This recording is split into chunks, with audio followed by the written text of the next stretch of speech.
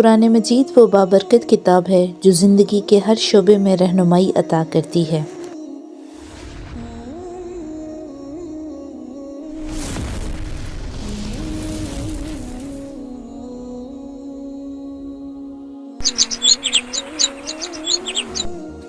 بسم اللہ الرحمن الرحیم۔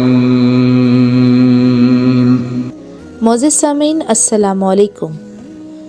آج میری ویڈیو کا عنوان ہے قرآن حکیم کی عظمت و فضیلت۔ اگر میری ویڈیو پسند آئے تو میرے چینل کو سبسکرائب کریں، لائک کریں اور شیئر کریں۔ شکریہ۔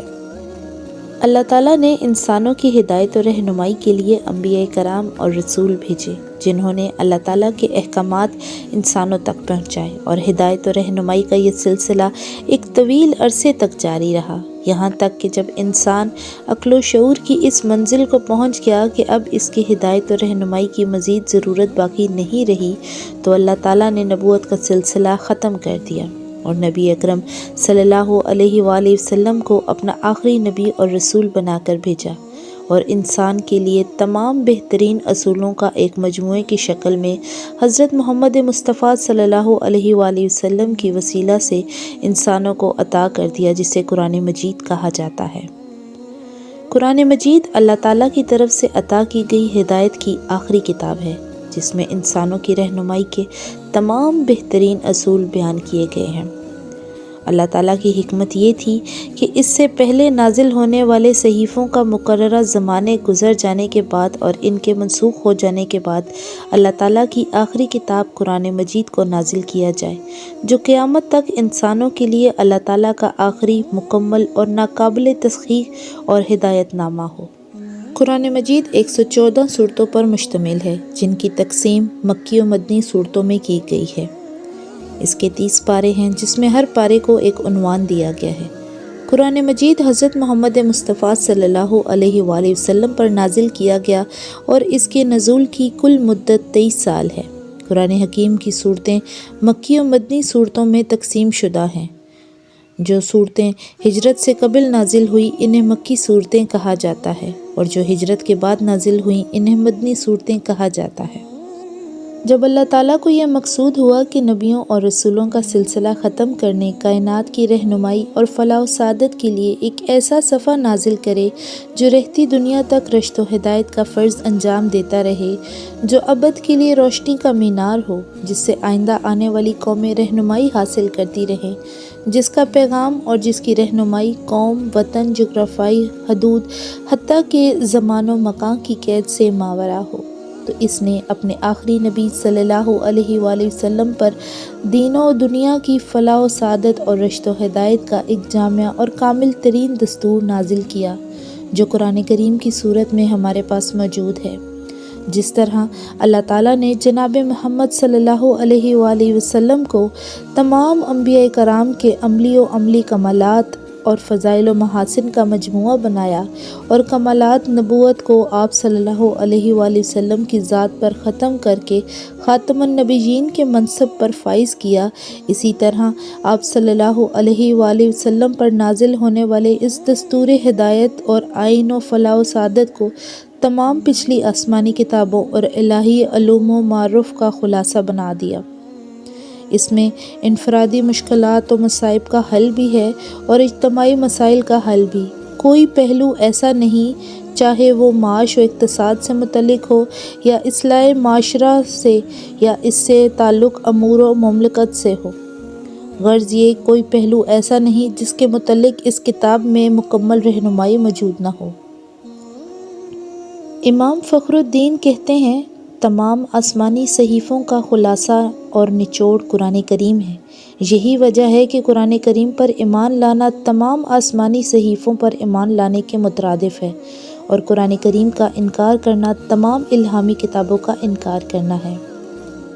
اس ابدی دستور اور کامل ترین کتاب کے بارے میں خود اللہ تعالیٰ نے ارشاد فرمایا کہ بلا شبہ یہ قرآن سیدھے راستے کی نشاندہی کرتا ہے۔ ایک اور جگہ پر ارشاد الہی ہے، ہم نے اس کتاب میں کسی چیز کو ادھورا نہیں چھوڑا، تمام خوبیاں اس پروردگار کے لیے ثابت ہیں جس نے اپنے بندہ حضرت محمد مصطفیٰ صلی اللہ علیہ وآلہ وسلم پر کتاب نازل فرمائی اور اس میں ذرا برابر بھی کمی نہیں رکھی۔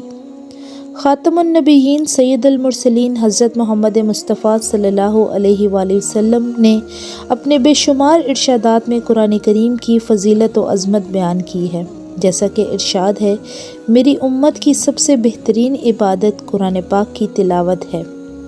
ایک اور جگہ پر ارشاد ہے، لوگوں میں سب سے زیادہ عبادت گزار وہ ہے جو سب سے زیادہ تلاوت کرنے والا ہو۔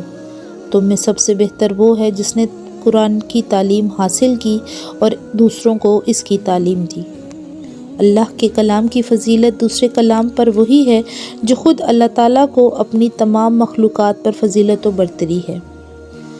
ایک جگہ یوں ارشاد ہوتا ہے، قرآن شفاعت کرنے والا ہے اور اس کی شفاعت قبول کی جائے گی، اور مخالفت بھی کرنے والے ہیں، اس کی مخالفت بھی سنی جائے گی۔ جو اس کو اپنا پیشوا بنا لے گا وہ جنت میں جائے گا، اور جو اسے پس پش ڈال دے گا وہ جہنم پہنچے گا۔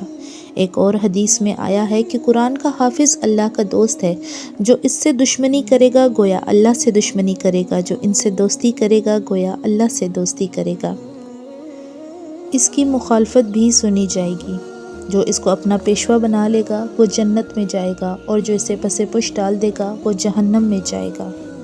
ایک اور حدیث میں آیا ہے کہ قرآن کے حافظ اللہ تعالیٰ کے دوست ہیں، جو ان سے دشمنی کرے گا گویا اللہ تعالیٰ سے دشمنی کرے گا، جو ان سے دوستی کرے گا گویا اللہ تعالیٰ سے دوستی کرے گا۔ چنانچہ قرآن مجید قیامت تک ہر دور اور قوم کے لیے ہدایت و رہنمائی کا سرچشمہ ہے، اس لیے اس کی حفاظت کا خاص وعدہ اللہ تعالیٰ نے فرمایا ہے۔ فرمان الہی ہے، ہم ہی نے یہ قرآن نازل کیا اور ہم ہی اس کی حفاظت کرنے والے ہیں۔ قرآن مجید جس زبان میں نازل ہوا وہ ایک زندہ زبان ہے۔ آج بھی دنیا کے 20 سے زیادہ ممالک میں یہ زبان بولی جاتی ہے اور ان کی قومی زبان ہے۔ یہ زبان دنیا کی چند بڑی زبانوں میں سے ایک ہے، جبکہ پہلی جتنی آسمانی کتابیں جن زبانوں میں نازل ہوئیں وہ مردہ ہو چکی ہیں۔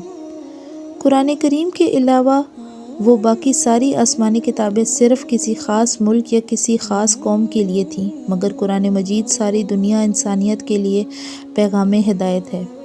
یہ ایک عالمگیر کتاب ہے جس کا تعلق ہر دور اور ہر ملک کے لیے قابل عمل اور واجب العمل ہے۔